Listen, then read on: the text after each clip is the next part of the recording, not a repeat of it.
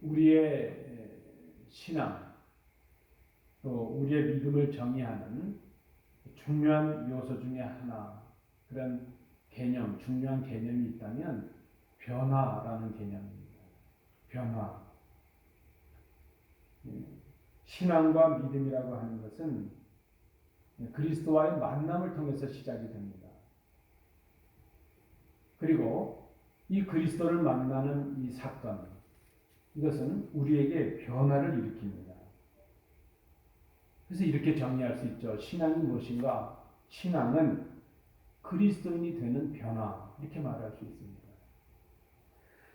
그 변화는 예수로 인한 존재와 삶의 변화입니다. 우리가 예수님을 믿음으로 경험한 변화가 어떤 것들이 있습니까? 죽은 자에서 산 자로 변화가 되었습니다. 죄인이었는데 의인으로 변화되었습니다. 종들이었는데 하나님의 자녀로 변화하였습니다. 이러한 그 존재와 신분의 변화는 옛 사람의 삶에서 새 사람의 삶으로 삶의 변화를 일으킵니다. 이 변화가 바로 성장과 성숙을 위한 변화라 말할 수 있습니다. 신앙은 멈춰져 있지 않습니다. 계속 변화합니다. 날마다 새로워지는 것입니다. 그래서 그렇게 말할 수 있죠. 신앙은 변화다. 그리스도인이 되는 변화, 삶의 변화, 그것을 말합니다. 오늘 본문에 보시면 공생애를 시작하신 주님께서 마가복음 1장과 2장의 내용을 보시면 권세 있는 말씀과 능력을 행하셨습니다. 하나님의 나라를 선포하시면서 병자들을 고치셨습니다. 그 소문을 많은 사람들이 듣게 되니까 사방에서 사람들이 주님께로 모여들었습니다.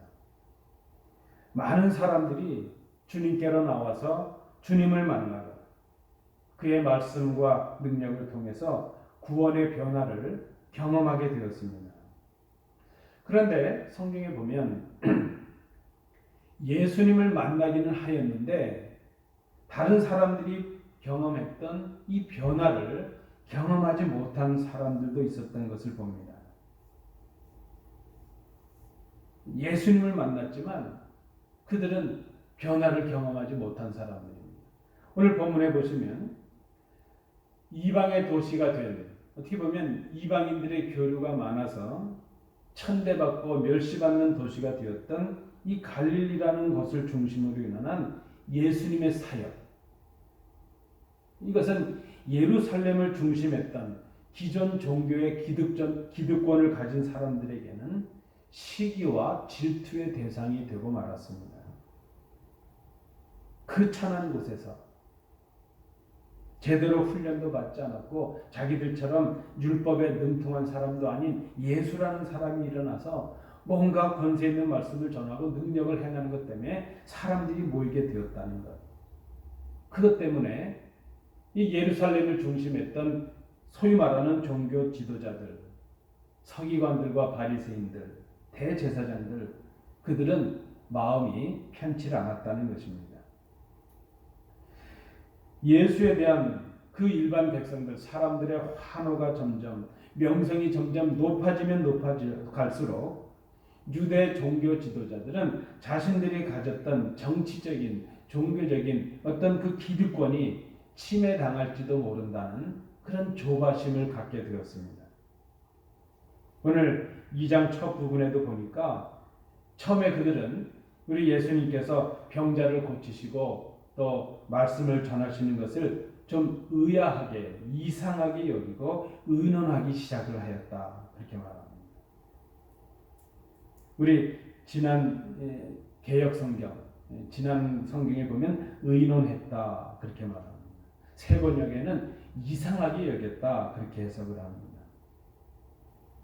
자, 그러다가 그들은 예수님의 제자들을 비난하고 흠을 잡기 시작을 합니다. 제자들을 비난하고 흠을 잡는 이유는 그 제자들의 스승인 예수님을 흠잡기 위함이죠. 급기야 그들은 오늘 본문 24절 이하에 보니까 예수님에 대한 시기와 반대를 노골적으로 드러내는 것을 봅니다. 말씀드린 대로 예수님을 만나기는 하였는데 변화를 경험하지 못한 그런 사람들이었습니다. 오늘 본문은 이런 관점에서 접근을 해보려고 합니다. 예수님을 만났지만 예수님을 반대하고 거절하고 비난함으로 인해서 믿지 못했던 사람들, 주님을 만나긴 하였지만 신앙의 변화를 경험하지 못한 사람들, 그들에게 주시는 주님의 말씀이 오늘 본문의 말씀입니다. 그리고 주님은 그 말씀 속에서 우리가 예수님을 믿고 그 주님으로 인하여 신앙의 변화를 이루는 것이 무엇인가 하는 것을 발견하도록 도와줍니다. 그것은 한마디로 말하면 성숙한 신앙을 위해서 필요한 변화라 그렇게 말할 수 있습니다. 그래서 오늘 본문의 제목을 성숙한 신앙을 위한 변화 그렇게 제목을 생각을 해보았습니다. 자, 우리의 성숙한 신앙을 위해서 우리에게 꼭 필요한 변화가 무엇일까? 예수님을 만나고 그 감격적인 변화를 경험할 수 있는 그런 성숙함의 변화가 무엇일까? 오늘 본문을 통해서 생각해 봅니다. 첫 번째는 18절의 말씀을 참조해 주십시오.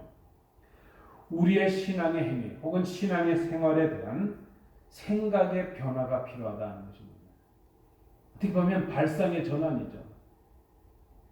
자, 본문을 통해서 생각해 봅니다. 사람들이 예수님께 와서 문제를 제기합니다. 세례 요한의 제자들과 바리새인의 제자들은 금식을 하는데 어찌하여 당신의 제자들은 금식을 하지 않는 것입니까? 여러분 아시는 대로 당시 엄격한 유대인들에게 이 금식이라고 하는 것은 규칙적인 습관이기도 하지만 최고의 경건의 표식이었죠. 금식을 하는 사람 그러면 신앙이 깊은 사람 그렇게 생각을 한다는 것입니다. 구약에 보면 대속죄일 1년에 한 번 대속죄일은 금식하는 날로 정해서 금식을 했습니다.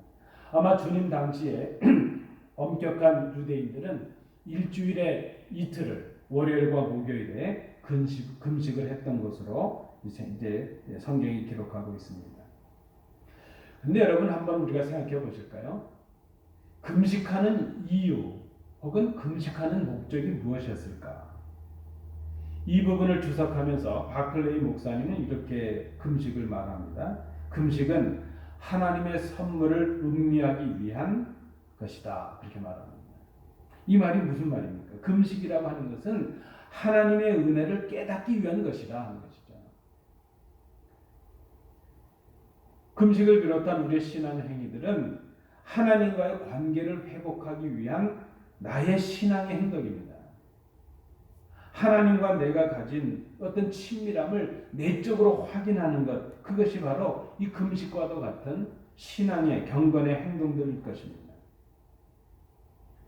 늘 아무렇지도 않게 누려왔던 것을 끊음으로 인해서 그것이 하나님의 크신 은혜였음을 생각해 보는 것이죠. 마치 이제 우리가 음식을 끊음으로 인해서 내 생명의 고통을 당하면서 그 절제와 고통을 통해서 하나님 앞에서 하나님을 향한 나의 심정과 진심을 내적으로 은밀하게 고백하는 것, 그것이 바로 금식이었다는 것입니다. 우리 모든 신앙의 행위들이 다 그렇지 않겠습니까? 금식을 비롯한 우리의 신앙과 경건을 위한 그런 행동들은 하나님과 나와의 내적 관계를 깊게 하기 위함입니다. 그런데 하나님과 자신과의 친밀함을 확인하는 그런 경건의 행위가 다른 사람을 판단하고 비난하는 도구가 되게 하는 것, 그것은 잘못된 것이죠. 오늘 본문에 보면 세례 요한의 제자들도 하고 바리새파 제자들도 하는데 그 말은 그것이죠. 우리는 이렇게 금식하는데 왜 당신의 제자들은 금식하지 않는가? 여러분 우리가 잘 생각해야 될 것입니다. 우리 공동체 안에도 보면 다른 사람들이 하지 못하는 경건의 모습을 본을 보이는 성도님들이 있습니다. 그때 어떻게 할까요? 그저 그 성도님들의 본을 따라서 우리도 장성한 분량에 이르도록 노력하는 것 중요합니다. 그러나 자신이 행하는 어떤 경건의 행위들을 근거로 다른 사람들 그걸 하지 못한다고 해서 그것 자기의 경건에 자기의 어떤 의의를 가지고 다른 사람들을 판단하고 정죄하는 것, 그것은 잘못된 것이라. 그것은 경건의 본 의미를 목적을 상실한 것이라 말할 수 있을 것입니다. 특별히 오늘 본문에 나타나는 바리새인들, 성경에 보면 그 바리새인들은 그런 자신들의 어떤 경건의 행동을 가지고 자신을 자랑하고 과시하는 도구로 사용을 했다는 것입니다. 자신들의 선행을 구제 같은 그런 선행을 사람들에게 보여서 주의를 끌려고 하는 것이죠. 그렇게 자신들의 어떤 경건의 행위 또 구제와 같은 그런 선행들을 행함으로 인해서 사람들에게 칭찬을 받고 존경을 받고 사람들의 관심과 주의를 받았고, 그렇게 사람들의 주의를 끌고 관심을 받게 되면 뭔가 하나님 앞에서 자신들이 자격을 갖추는 것이라 생각을 했다는 것입니다. 그런 것으로 하나님의 주의를 끌고 결국은 하나님 앞에 자신들이 세운 의로 의로워질 수 있고 구원을 받을 것이라는 그런 잘못된 생각을 한 것입니다. 그렇다면 그들에게 금식은, 그 많은 경건을 위한 행위들은 하나님과의 내적인 친밀함, 그 내적인 관계를 위한 그런 자발적인 신앙의 모습이 아니라 자신의 위치와 자신의 자격을 인정받는 종교적인 의식, 형식적인 의식, 보이려는 의식에 불과했다는 것입니다. 그렇게 선행을 많이 하는 자신들의 행위로 자신들은 의로운 사람이 되었고 하나님의 백성이 되었고 다른 사람들을 가르치고 판단하는 자격을 갖게 되었다, 그렇게 생각을 한 것입니다. 여러분, 오늘 이 본문을 통해서 성숙한 신앙을 위해서 우리가 먼저 생각할 것, 바로 이것입니다. 그리스도인 된 우리가 바꿔야 될 생각 첫 번째는 바로 이것입니다. 우리의 구원은 우리의 그 어떤 행위로 받은 것이 아니라 하는 것입니다. 이미 우리가 받은 것이 있다면 그것은 다 하나님의 은혜입니다. 심지어 우리의 경건의 행위들이 우리의 의의가 될 수 없습니다. 우리의 받은 구원의 조건이 될 수가 없습니다. 여러분, 아주 쉬운 예를 들어볼까요? 오랜 동안 교회 출석하고 많은 헌금을 하고 많은 기도와 봉사를 했다, 그것 때문에 내가 구원받았는가? 그게 아니라는 것입니다. 우리가 그리스도인이 된 것은 오직 은혜입니다. 은혜로 구원을 받고 그 은혜의 분량에 따라서 주님 오실 때까지 경건의 행동을 통하여 주님을 닮아가는 장성한 분량에 이르기까지 우리를 성장시켜 나가고 성숙시켜 나가고 변화시켜 나가는 것, 그것이 바로 신앙의 생활이라는 것입니다. 우리 각자의 경건의 행위는 하나님에 대한 우리 각자의 응답으로서 하나님과 나 자신의 내적인 친밀함을 확인하는 것입니다. 나의 경건에 행하는 그런 그 모든 것들이 하나님을 향한 내 내적인 충만이 되어야 되는 것입니다. 다른 사람을 판단하는, 정죄하는 그런 도구가 되어서는 안 된다. 여러분, 우리가 성숙한 신앙을 위해서 오늘 본문을 통해서 생각하는 첫 번째는 그것입니다. 나의 경건과 나의 신앙의 행위들을 다시 한번 생각해 보는 것입니다. 그 첫 출발이 무엇이고 동기가 무엇이고 목적이 무엇인지, 지금 나의 경건의 모습이 어떠한지 정직하게 돌아보는 이 아침이 될 수 있기를 원합니다. 두 번째, 우리가 오늘 본문을 통해서 발견하는 성숙한 신앙을 위한 변화, 필요한 것은 19절과 20절을 참조해 주시기 바랍니다. 나 중심에서 그리스도 중심으로의 변화가 필요하다는 것입니다. 다시 우리 본문으로 돌아가 봅니다. 자, 왜 당신의 제자들은 금식하지 않습니까? 하는 이 금식에 관한 질문에 대해서 주님께서 대답을 하십니다. 그런데 비유로 말씀을 하십니다. 결혼잔치의 비유입니다. 혼인집 손님들이 신랑과 함께 있을 때 금식할 수 있느냐? 신랑과 함께 있을 동안에는 금식할 수 없느니라, 그렇게 말씀을 하십니다. 여러분, 이것은 우리가 유대 전통을 좀 이해할 필요가 있습니다. 보통 요즘에 우리들은 어떤가요? 결혼을 하면 그 신혼여행, 1월 여행을 가지 않습니까? 당시에 유대인들은 그런 뭐 신랑과 신부가 어디 여행하고 그런 것이 없죠. 결혼을 하게 되면 그 결혼 예식이 끝난 날로부터 한 일주일, 뭐 많게는 뭐 열흘 이상도 신랑 신부와 함께하는 잔치가 이어진다는 것입니다. 이 기간이 되면 신랑 혹은 신부의 친한 친구들이 그 잔치에 초대가 됩니다. 그래서 이 잔치 기간에는 뭐 고된 노동도 중단을 하죠. 특별히 율법에도 보면 결혼을 하게 되면 군대 징집도 안 하는 것이죠. 그 기간 동안은 온전히 기뻐하고 잔치 자리에 참여하게 하는 것이죠. 신랑과 신부와 함께 잔치가 이어집니다. 그러니까 이런 그 결혼 잔치, 결혼식이 이어진 잔치에서 금식하는 일이라는 것은 없는 것이죠. 어울리지 않는 것이죠. 지금 주님께서 그 말씀을 하십니다. 왜 당신의 제자들이 금식하지 않습니까? 이 말씀에 대해서 지금 결혼 잔치가 이어지고 있는데 금식하는 것이 마땅하냐? 신랑과 신부와 함께 즐기는 이 자리에서 금식하지 않는 것이 당연하다. 그렇게 말씀을 하십니다. 여러분, 주님께서 이 말씀을 하신 이유가 무엇입니까? 지금 주님의 제자들이 금식하지 않는 그 이유를 말씀하실 때에 예수님의 이 땅에 오심, 예수님의 이 땅에 오신 그 목적에 근거해서 말씀하고 계신 것입니다. 예수님께서 오셔서 전파하신 이 하나님의 나라는 결혼잔치와도 같습니다. 주님은 그 결혼잔치의 주인공이신 신랑이십니다. 그래서 우리는 그 신랑의 신부가 되기도 하고 혹은 그 결혼잔치에 초대된 이제 친구들과도 같은 것이죠. 예수님은 제자들을 비롯한 사람들을 결혼잔치에 함께 참여하고 있는, 함께 신랑과 기뻐하는 그런 초대받은 사람이라 그렇게 말씀을 해주십니다.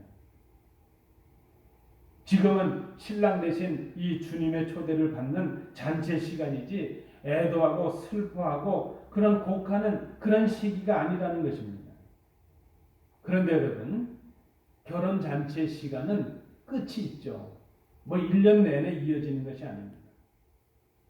주님께서도 그 말씀을 하십니다. 때가 되면 이 잔치가 끝이 나고 또 금식하고 슬퍼해야 될 시간이 있다 하는 것을 말씀하십니다. 이것은 여러분 이제 해석하시는 대로 주님의 잔치에 이 초청을 받는 시간이 제한되어 있다는 것입니다.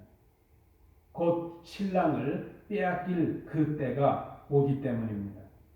이는 예수님께서 당신이 어떻게 죽으셔야 할 건가, 그 죽으심의 때를 이제 말씀하신 것으로 의미를 볼 수 있을 것입니다. 예수님께서 부활하시고 승천하신 이후에 초대교회는 예수님께서 돌아가신 날, 예수님께서 죽으신 날 그 금요일을 기념해서 금식을 행하는 전통을 만들게 되었습니다. 아마 그래서 그런지 우리 한국 교회도 금요일 날을 철야 기도를 하지 않아요? 대개 그날은 이제 우리가 예수님의 사이클을 볼 때에 돌아가신 날, 금요일을 기점으로 해서 또 부활하신 날, 주일을 기점으로 해서 예배 날과 금식의 날로 정했던 것으로 보여집니다. 여러분, 오늘 이 말씀을 통해서 우리가 두 번째 제목으로 붙였던 것이 나 중심에서 그리스도의 중심으로 변화, 그것이 성숙한 신앙을 위해서 필요하다 말씀을 드렸습니다. 신앙인으로 살아가는 우리에게도 슬플 때가 있고 기쁠 때가 있습니다. 여러분, 그렇죠. 우리가 하루를 살아도 그렇고 일주일의 삶을 살아도 그렇고 1년을 놓고 봐도 그렇고 우리의 지금까지 모든 삶을 돌아가도 그렇고 슬플 때가 있었고 기쁠 때가 있었습니다. 아찔할 때가 있고요. 마지막이구나 그럴 때도 있었죠. 우리는 우리의 형편과 우리의 마음 상태와 우리의 삶의 조건에 따라서 슬퍼하기도 하고 즐거워하기도 합니다. 그런데 여러분, 우리가 그렇게 슬퍼하고 기뻐하고 즐거워하는 기준은 우리 자신입니다. 내가 어려우면 슬프고 내가 아프면 그저 기쁨이 사라지고 그런 것이었죠. 그러나 오늘 이 주님의 말씀 앞에서 신앙적인 차원에서 우리를 다시 한번 생각해 봅니다. 오늘 주님께서 말씀하신 의미가 이것입니다. 우리의 삶 속에서 우리의 슬픔과 기쁨의 기준이 나 자신이 아니라 주님의 기준이 되게 하라는 것입니다. 그것이 신앙이라는 것입니다. 우리의 삶 속에서 우리의 기준이 아닌 주님의 기준으로 주님의 잔치에 참여하는 그런 삶을 살으라 하는 것입니다. 신앙인으로서 우리가 가지는 슬픔과 기쁨의 기준이 자신이 아니라 주님이 되게 하라는 그 말씀을 하고 있습니다. 어려운 것입니다. 내가 기쁘면 교회 생활도 하고 내 형편이 괜찮으면 봉사도 합니다. 그러다가 내가 기분이 좋지 않고 삶의 조건이 힘들어지면 신앙생활 자체가 중단이 됩니다. 기분이 나쁘면 예배 참석 안 하고 그저 마음이 슬프면 모든 신앙이 스톱입니다. 내가 나의 중심이요 내가 나의 주인이라고 생각하고 있기 때문입니다. 그런데 여러분, 그리스도인이 된다는 것, 그것은 중심을 바꾸는 일입니다. 여러분, 신앙이라고 하는 것은 주인을 바꾸는 일입니다.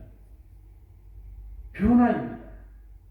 나 중심에서 그리스도 중심으로 내가 주인이었던 삶에서 주님이 주인이 되는 삶으로 변화하는 것, 그것이 바로 신앙이라는 것입니다. 우리가 예수 믿고 그리스도인이 되었으면서도 성숙함에 이르지 못하는 큰 이유가 바로 여기에 있습니다. 중심을 바꾸는 것입니다. 주인을 바꾸는 것입니다. 내 삶의 형편과 내 마음의 상태가 어떠하든지 주님께서 기뻐하시는 일이면 하고 주님께서 기뻐하시는 일이 아니면 주님께서 싫어하시는 일이라면 하지 않는 것, 그것이 바로 주인을 바꾸는 일입니다. 나 중심의 신앙에서 그리스도 중심의 신앙으로 변화하는 것. 오늘 본문에서 발견하는 성숙한 신앙을 위해 꼭 필요한 변화 두 번째 모습입니다. 마지막 세 번째입니다. 우리 21절, 22절을 참조해 주시기 바랍니다. 이 마지막 변화는, 성숙을 위한 변화는 이렇게 제목을 붙여보았습니다. 새로운 피조물이 되는 변화. 새 것이 되는 것입니다. 그런데 부분이 새로워지는 것이 아니라 전체가 새로워지는 것입니다. 그저 일부분을 고치는 것이 아니라 틀을 바꾸는 것이고 전체를 바꾸는 것입니다. 다시 오늘 본문을 통해서 생각해 봅니다. 주님께서 다시 비유를 통해서 하나님 나라의 시민으로서 그리스도인이 된다는 것이 무엇인가 하는 것을 말씀해 주십니다. 그것은 전혀 새로운 것이 되는 것이라, 새로운 피조물이 되는 것이라는 것을 말씀하십니다. 두 가지 비유를 주셨습니다. 이 비유의 말씀은 삶에서 경험하는 그런 지혜입니다. 자, 낡은 헌옷에 그 헌옷을 깁기 위해서 새로운 천조각을 되어서 깁게 되면 결국 낡은 옷이 더욱 찢어지게 되고 새 천이 아무 도움이 되지 못한다 하는 그 지혜입니다. 또 두 번째 비유는 새 포도주를 낡은 가죽부대에 넣게 되면 이 새 포도주가 발열하고 이제 가스가 생기고 팽창을 하게 되니까 이 낡은 부대는 이미 신축성이 떨어졌기 때문에 결국 그것을 견디지 못하고 터져버리고 만다는 것입니다. 어떻게 되겠습니까? 포도주도 버리고 부대도, 그나마 쓰던 부대도 버리게 되는 그런 일이 생기게 되는 것입니다.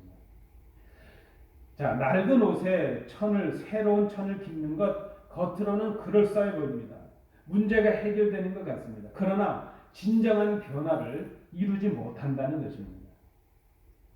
우리는 그렇게 생각할 때가 있습니다. 우리는 온전하다고 생각하고 그저 부분을 고쳐야 된다고 생각합니다. 나는 온전하고 다른 사람을 좀 고쳐야 우리 공동체가 새로워진다, 그렇게 생각을 합니다. 낡은 헌옷에 새 천조각을 깁게 되어서 이제 뭔가 새로워질 것이라 그렇게 생각을 한다는 것입니다. 말씀드린 대로 겉으로는 그럴싸해 보이지만 진정한 변화를 이룰 수가 없습니다. 우리의 낡은 옷을 바꾸지 않은 채 새로운 주님의 말씀과 복음의 그 새 천을 깁는 것은 우리의 낡은 옷을 더욱 찢어지게 할 뿐입니다. 오늘 본문의 맥락에서도 보면 형식주의와 율법주의 행위에 빠져 있는 그런 낡은 신앙에 빠져 있는 그런 바리새인들, 서기관들, 그런 사람들의 신앙에 예수님의 복음과 은혜에 새로운 천을 깁는 것은 아무 도움이 되지 않는 것입니다. 그들의 옷이 바뀌지 않는 한 새 천을 깁는다고 해서 그 옷이 온전할 리가 없다는 것입니다. 형식적이고 율법적인 그런 낡은 부대에 생명력과 폭발력이 넘치는 예수님의 복음과 은혜 새 포도주를 담는 것은 말씀드린 대로 부대도 버리고 포도주도 이제 버려버리는 어리석은 일에 불과하다는 것입니다. 이 말씀의 의미가 무엇이겠습니까? 우리의 헛마음, 우리의 옛 생각, 우리 옛 생활 방식을 가지고는 주님의 말씀과 그 말씀을 따라가는 삶을 이룰 수가 없다는 것입니다. 내 옷이 바뀌지 않냐고 내 부대가 바뀌지 않고는 주의 말씀을 담을 수가 없다는 것입니다. 여러분, 새 천이 문제가 아니고 새 포도주가 문제가 아닙니다. 낡은 옷이 문제이고 낡은 부대가 문제입니다. 낡은 옷이 새 옷으로 바뀌어야 합니다. 변화해야 됩니다. 낡은 부대가 새 부대로 변화해야 됩니다. 새 것으로 바뀌어야 됩니다. 그것이 신앙이라는 것입니다. 여러분, 신앙이 무엇입니까? 낡은 것을 바꾸는 것입니다. 옛 것을 버리는 것입니다. 그것이 바로 신앙입니다. 오늘 우리에게 주시는 이 말씀을 우리가 기억해야 될 것입니다. 낡은 옷이 새 옷으로 바뀌어야 되고 낡은 부대가 새 부대로 바뀌는 변화. 성경 말씀에도 보면 그것은 우리의 낡은 옷을 그리스도의 옷으로 바꾸는 것이라고 말합니다. 갈라디아서 3장 27절에 누구든지 그리스도와 합하기 위하여 세례를 받은 자는 그리스도로 옷 입었느니라. 로마서 13장 14절 말씀에도 오직 주 예수 그리스도로 옷 입고 정욕을 위하여 육신의 일을 도모하지 말라.